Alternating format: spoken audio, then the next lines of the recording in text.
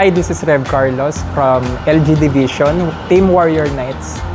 I'm a property consultant and a real estate broker. This is Revkin Carlos from the MCI. I'm a real estate broker. So we are here in Brixton Place in Pasig. So we are just near in Makati and sa BGC. Yung dalawang CBD na yon is just very accessible dito po sa ating project. So, halika, let's take a tour. So, this unit is a 2-bedroom unit which has a floor area of 54.50 square meters. So, entering the unit, ayan. Dito sa area na to, pwede nating ilagay yung ating dining. As you can see, malapit lang din kasi siya sa mismong kitchen.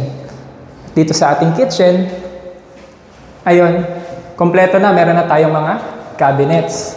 Ano po? Pero yung mga kulay po ng ating mga cabinets, pati yung interior niya, is depending per project. Tapos yung ating countertop is granite na din.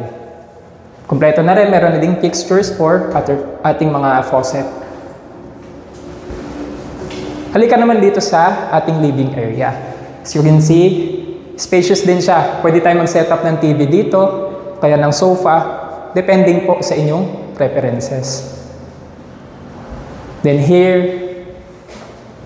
ito ang ating toilet and bath. Napakalaki din niya. Kasama na yung kanyang shower, ang ating mga lavatory, pati yung countertop for our sink. Kompleto na po. Dito muna tayo sa ating second bedroom.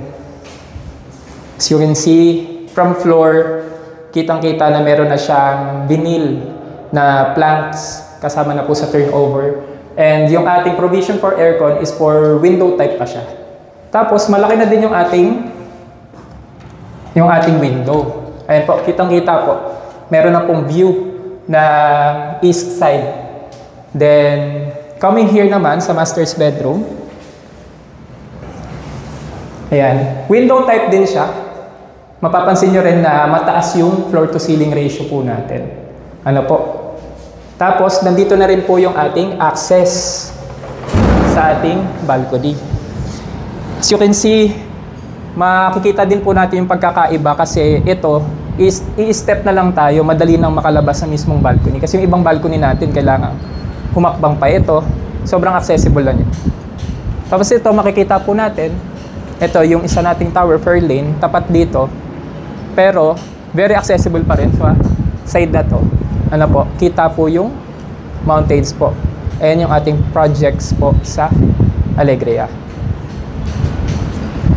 So ayun, if you are interested in this unit or any DMCI project, you can contact me on the details below.